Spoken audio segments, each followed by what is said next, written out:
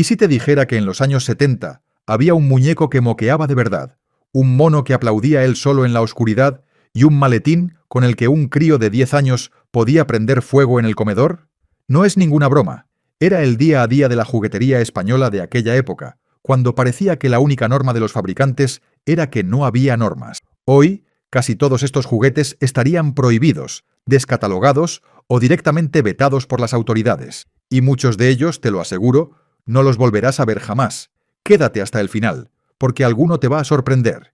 Y empezamos por el que se lleva la palma, porque no hay forma fina de contarlo. El Baby Mocosete, de la juguetera española Toyse, salió en 1974 con cara de bebé tierno, goma blanda, ojos azules, su biberón y su chupete. Pero después de darle de comer, si le apretabas la pierna, el muñeco soltaba pis y mocos, líquidos, por la nariz sin pudor alguno. Y lejos de espantar a nadie, fue un exitazo. En 1977 ganó el premio al juguete de niña del año y competía de tú a tú con el nenuco. Miles de crías lo limpiaban con todo el cariño del mundo y vuelta a empezar. Hoy, un muñeco que fabrica mocos por catálogo provocaría más de una queja. Entonces estaba en todos los escaparates y se pedía por carta a los reyes. De un susto pasamos a otro bien distinto. Ese mono de los platillos lo tuvimos casi todos rondando por casa, de cuerda o de pilas, de hojalata o de peluche según el modelo, con 2 platillos dorados y una sonrisa pintada que no se borraba nunca. Le dabas cuerda y empezaba la función. Clink, clink, clink, sin descanso, moviendo la cabeza con esos ojos fijos clavados en ti. De día tenía su gracia. El problema venía de noche, cuando arrancaba él solo porque le quedaba un último coletazo de cuerda. Y aquel clink salía de la oscuridad del cuarto a las tantas de la madrugada. La marca Payá ya hacía monos mecánicos años atrás, en los 50, pero el bicho siguió rondando casas década tras década. Más de uno acabó metido en un armario, mirando a la pared, no fuera a ser. Y si hablamos de mal rollo de verdad, hay que mencionar la serie Terror de los Airgun Boys. Estos muñequitos articulados de 8 centímetros, hechos en España, triunfaron en el kiosco desde 1976 con sus vaqueros, indios, piratas y romanos. Pero ya en los años 80 llegó esta serie de pesadilla. El conde Drácula con su botella de veneno, el monstruo de Frankenstein, Lucifer con su tridente y la mismísima muerte, una calavera con su guadaña. 4 personajes de película de miedo reducidos a juguete de bolsillo, para llevarlos al colegio junto a las canicas. Imagina una caja de zapatos llena de soldaditos, y en medio de todo, la muerte en miniatura mirándote fijamente. Pequeños, rígidos, de plástico tosco, y con un aire perturbador que era justo lo que los hacía irresistibles. Hoy la calavera es la pieza más buscada por los coleccionistas. Del miedo de mentira pasamos al peligro de verdad.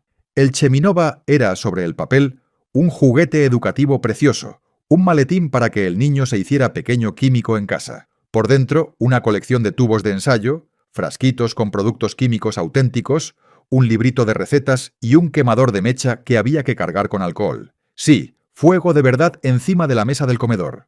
Nuestros padres ya cacharreaban con él en los años 60, y en los 70 seguía en las estanterías de medio país. Lo mejor de todo es que la caja juraba bien clarito que no contenía productos peligrosos. Cuéntaselo a los que fundían azufre siguiendo el manual y se les inflamaba en la habitación, llenándolo todo de un humo que picaba en la garganta. Hoy, un juguete así no pasaría ni el primer control de seguridad. ¿Y las armas? Porque aquí no andábamos con remilgos. La estrella de cualquier carta a los reyes era la pistola de fulminantes, de marcas como Goner, fabricadas aquí mismo, con el cañón de metal y la culata de plástico. La gracia estaba en los pistones, un rollito o un anillo de papel con su pizca de pólvora de verdad. Cargabas, apretabas el gatillo y... ¡pam!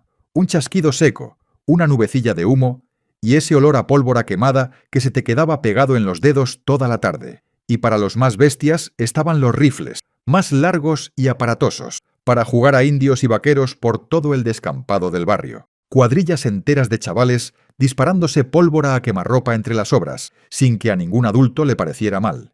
Hoy, ponle a un niño algo que huele a pólvora y verás la que se monta. No todo iba de pólvora, claro. Para las niñas de los 70 había un nombre que lo resumía casi todo: la señorita Pepis. Bajo esa marca venía un mundo entero de juguetes para jugar a ser mayor. Estuches de costura, de manicura, de peluquería, pelucas, collares y sobre todo maquillaje. Pero no un maquillaje de mentira, no. Hablamos de pintalabios, sombras, coloretes y hasta colonia con los que una cría de 7 u 8 años se ponía guapa de verdad delante del espejo, imitando a su madre o a las señoras de la tele. A nadie le parecía raro. Al contrario, era el regalo estrella de muchísimas casas en Navidad. Visto con los ojos de hoy, darle cosméticos auténticos a una criatura de primaria suena, cuando menos, llamativo. Pero entonces formaba parte del paisaje, como las muñecas o los cacharritos de cocina. Y ya que jugábamos a ser mayores, no nos cortábamos ni con esto. En los kioscos se vendían los cigarrillos de chocolate, cajetillas calcadas a las de verdad, con su palito blanco de chocolate y la puntita pintada de rojo, imitando la brasa encendida. Los críos los sacaban en el recreo y fumaban tan panchos, soplando como si echaran humo, sintiéndose los más mayores del patio. Y para los más finos estaba la pipa de pompas, una pipa de juguete en la que soplabas, y en lugar de humo salían pompas de jabón. La idea era exactamente esa, imitar al adulto fumador de la casa. Hoy nos parece increíble que se animara a un niño a jugar a fumar con tanta naturalidad. Entonces era de lo más normal del mostrador del kiosco, allí mismo junto a las chuches y los cromos. Hablando de kioscos, por unas pocas monedas te esperaba la mayor de las emociones, un sobre de Montaplex. Aquellos sobrecitos de colores, fabricados por la española de juguetes, llevaban dentro ejércitos enteros de plástico, soldaditos de apenas 2 centímetros, tanques, aviones para montar, indios, romanos, de la Segunda Guerra Mundial o del Oeste, según la serie. Nunca sabías exactamente qué te iba a tocar, y esa sorpresa enganchaba como pocas cosas en el mundo. Eso sí, las figuritas venían con rebabas, esos restos de plástico mal cortado que había que limar con la uña o directamente con los dientes. Soldados de 2 centímetros en la boca de un niño de 6 años. Hoy, solo de pensarlo, a cualquier padre le da un vuelco el corazón. Pero entonces te hacías con un sobre cada semana y montabas una guerra mundial entera por el precio de una chuchería. En el bando de los muñecos grandes, el rey indiscutible fue el Geiperman, que la española Geiper lanzó en las Navidades de 1975 con licencia de los americanos G.I. Joe. Medía unos 30 centímetros, con el pelo y la barba flocados, ese tacto rasposo tan característico y un montón de uniformes y complementos. Lo tenías de soldado, de aventurero, de explorador, pero había una versión con su punto inquietante, el Geiperman buzo, con su escafandra cerrada, su traje negro de goma, sus botellas de oxígeno y su cuchillo al cinto.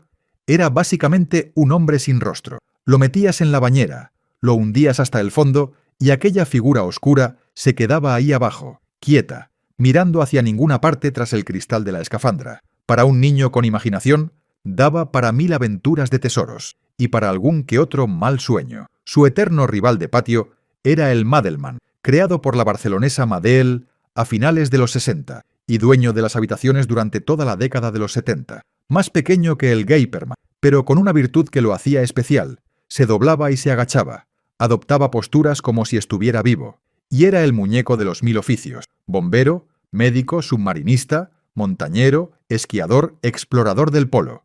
Lo curioso es que los primeros modelos casi no tenían ni pies, y todos compartían esa cara seria, de hombre hecho y derecho, con una mirada fija y adulta que no era precisamente la de un juguete risueño. Puesto en fila con sus compañeros, en plena misión sobre la alfombra del salón, aquel pelotón de hombrecillos serios imponía lo suyo. Hoy es una joya de coleccionista por la que se pagan auténticas barbaridades. En la otra punta de la casa reinaba la Nancy, que famosa creó en 1968 de la mano del escultor Tino Juan. 42 centímetros, una melena larguísima para peinar, y un armario que crecía cada Navidad con conjuntos nuevos. Hasta aquí, todo precioso. Pero seamos sinceros, aquellas primeras Nancys, vistas hoy en la penumbra de una vitrina, tienen su aquel. Los ojos de Margarita, esos que se cerraban solos cuando la tumbabas y se volvían a abrir de golpe al incorporarla. La cara algo rígida, esa mirada de cristal que parecía seguirte por toda la habitación. Más de una niña dejó a su Nancy mirando hacia otro lado antes de apagar la luz. No fuera a ser. Fue tan grande que hasta salieron imitaciones, y famosa tuvo que avisar en los anuncios para que pidieras la Nancy de verdad. Su hermana pequeña en el mundo de famosa eran las Barriguitas, que nacieron en 1969 y reinaron durante los 70. Bebés diminutos, de apenas 7 centímetros, con su barriga redonda, sus mofletes y su carita de recién nacido. Cabían en la palma de la mano y tenían toda una familia de complementos: cunas, sillitas, cochecitos, hasta su propia noria de feria. Eran un encanto, sí, pero cuando juntabas un montón de ellos, todos con la misma mirada fija y la misma sonrisa de plástico, había algo entre tierno e inquietante en aquel ejército de bebés en miniatura observándote desde la estantería. Más de una colección entera, vista hoy a la luz justa, parece sacada de una película rara, y aún así no había niña de la época que no soñara con tener unas cuantas, y de lo tierno volvemos a lo pringoso. A finales de los 70, la española Congost trajo el Blandiblue, una masa viscosa, normalmente verde, que venía en un botecito con forma de cubo de basura. La idea era jugar con ella, estirarla, aplastarla, ver cómo se escurría entre los dedos como si fuera moco de verdad.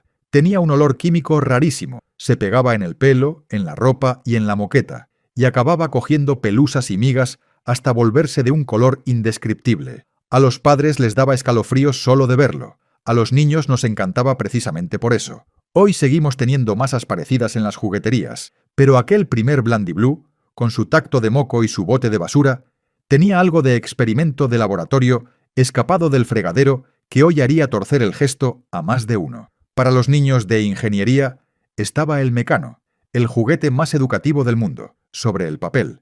Servía para montar grúas, coches, norias y puentes, pero no era de plástico blandito, eran chapas de metal de verdad, con sus filas de agujeritos que ibas uniendo con tornillos y tuercas diminutas, usando un destornillador y una llave de juguete, bordes afilados, tornillos por todas partes, piezas que se te clavaban si las cogías mal, y en los modelos más completos, hasta un motorcillo eléctrico para que el invento se moviera de verdad. Te dejabas las yemas de los dedos montando una grúa, y cuando por fin funcionaba, sentías que habías construido algo enorme. Enseñaba mecánica, paciencia y de paso primeros auxilios. Hoy tendría más advertencias en la caja que instrucciones dentro. Si lo tuyo era construir, también triunfaba el Tente, el sistema de piezas que Exin lanzó en 1972 como respuesta española al Lego. Montabas coches, aviones, barcos, naves espaciales, encajando piececitas de colores una sobre otra hasta donde llegara tu imaginación. El problema, como bien sabe cualquiera que lo tuviera, eran esas piezas diminutas que se desperdigaban por toda la casa. Aparecían en los sitios más insospechados, sobre todo bajo la planta de un pie descalzo, en mitad de la noche, garantizando un grito que despertaba a toda la familia de golpe. Tente llegó a desatar un sonado pleito con Lego, y con el tiempo la marca acabó apagándose hasta desaparecer. Pero para una generación entera fue el placer de construir tu propio mundo, pieza a pieza, sin prisa y sin pantallas. Subiendo el nivel de tecnología y de peligro, llegaban el Scalextric y los trenes Cybertren, coches y locomotoras eléctricos que corrían por sus circuitos, sí, pero alimentados por un transformador que enchufabas directamente a la corriente de casa. Aquel aparato se calentaba que daba gusto, los cables quedaban a la vista por todo el suelo del salón y el mando, cuanto más lo apretabas, más volaba el coche, normalmente hasta salirse en la curva y estrellarse contra el rodapié. Montar el circuito ocupaba media habitación y daba para tardes enteras de carreras en familia, con padre incluido peleando por ganar. Hoy nos asustaría un poco eso de tener a los niños jugando con 220 voltios al alcance de la mano. Entonces, era el rey indiscutible de los regalos serios y caros. Salgamos ahora a la calle, donde el peligro era casi un juego más. Ahí estaba la peonza, el trompo de toda la vida, de madera y con una púa de metal en la punta, afilada como un clavo. La liabas con su cuerda, la lanzabas con un golpe seco de muñeca y la veías girar en la acera o en la tierra del solar. Lo interesante venía con los duelos. Se trataba de lanzar tu peonza sobre la del rival para partirla o sacarla del corro. Una punta de hierro, lanzada con fuerza, entre un montón de chavales agachados en el suelo. ¿Qué podía salir mal? Pues alguna uña magullada, algún dedo machacado y más de un trompazo, nunca mejor dicho. Pero formaba parte del encanto, no costaba casi nada, cabía en el bolsillo y te tenía entretenido tardes enteras intentando hacerla bailar en la palma de la mano. Y para recorrer ese mismo barrio a toda velocidad, no había nada como los patines de llave, nada de patines modernos con su bota acolchada. Aquello era una plancha de metal con 4 ruedas, también de metal, que se enganchaba directamente a la suela de tus zapatos de calle. Para apretarlos, llevabas una llave especial, normalmente colgada al cuello con un cordón para no perderla. Decía la teoría, porque como no apretaras bien, el patín se soltaba en plena carrera y acababas comiéndote el bordillo de boca. Ruedas de metal sobre el asfalto, sin frenos, sin casco, sin coderas ni rodilleras. El resultado eran rodillas peladas semana sí y semana también, y aún así no parábamos ni un día. Hoy, a ningún padre se le ocurriría poner planchas de metal en los pies de su hijo y soltarlo cuesta abajo. Pero qué sensación de libertad, oye. Para los días de quedarse en casa estaba el Telesketch, esa pantalla mágica con forma de televisor que tantas tardes de lluvia nos salvó. Por dentro llevaba polvo de aluminio y una punta metálica que, moviendo dos ruedas, una para la horizontal y otra para la vertical, iba trazando una línea negra continua. La gracia era dibujar girando aquellos dos mandos a la vez, cosa casi imposible, así que la mayoría no pasábamos de casas con el tejado torcido y caras deformes que enseñábamos orgullosos, y cuando querías borrar, le dabas la vuelta, lo agitabas un poco y, como por arte de magia, la pantalla volvía a quedar gris y lista para empezar otra vez. Sencillo, ingenioso y prácticamente eterno. Hoy se dibuja con el dedo en una tableta, sin polvo de aluminio ni ruedecitas que te volvían loco. Llegando ya al final, hay un regalo que aparecía en casi todas las casas: los juegos reunidos Geiper. Era aquella caja grande y plana, de cartón, que prometía decenas de juegos distintos en su interior: la oca, el parchís, las damas, carreras de caballos, ruletas, dados y un sinfín de tableros y fichas de colores. Era el regalo comodín por excelencia, el que servía lo mismo para un niño que para toda la familia un domingo de lluvia. Eso sí, las fichas y los dados acababan repartidos por toda la casa, y siempre faltaba alguno justo cuando ibas a empezar la partida. La marca Geiper, la misma de los famosos juegos, terminó desapareciendo con los años, pero aquella caja gorda llena de tableros fue para muchos la primera escuela de pasar la tarde jugando todos juntos alrededor de la mesa camilla. Y antes de cerrar, no podemos olvidarnos de los clics de Famóvil. Llegaron a España de la mano de Famosa a partir de 1976, y eran los primeros Playmobil que se fabricaban aquí, con licencia de los alemanes. Aquellos muñequitos de plástico, con su sonrisa fija pintada, sus manos en forma de pinza y su cuerpo rechoncho, traían mundos enteros: el oeste, los caballeros, los indios, la obra, el barco pirata. Construías el escenario, colocabas a tus clics y te montabas tu propia película durante horas. El pequeño detalle, visto desde hoy, eran las piececitas: sombreros, espadas, herramientas diminutas perfectas para perderse bajo el sofá o para acabar en la boca de un hermano pequeño. Aún así, fueron uno de los grandes compañeros de juego de la época, y todavía hoy aquella sonrisita inmutable nos resulta de lo más familiar. Vamos ahora con uno que no da miedo, pero que tiene su propia magia algo fantasmal: el Cinexin, el cine en casa, que Exin sacó en 1971. Un proyector naranja, compacto, con su bombilla dentro, su manivela y unas películas de 8 milímetros que comprabas aparte: Mickey, Donald, la Pantera Rosa, Popeye.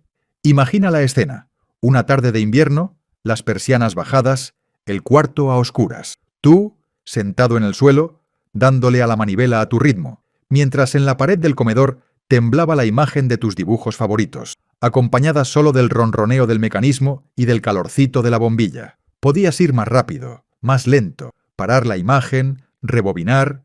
Eras el director de tu propia sesión de cine. Cuando Exin echó el cierre, a principios de los 90, el Cinexin se apagó con ella, y con él una forma de ver cine que ya no volverá nunca. Ahora te toca a ti. Cuéntanos en los comentarios qué juguete de aquellos años recuerdas con más cariño, cuál tuviste y cuál te trajeron los Reyes Magos. Y si quieres seguir paseando por aquellos tiempos, no te vayas todavía. Justo a continuación te dejamos otros vídeos para que sigas recordando la España que fuimos. Nos vemos en el siguiente.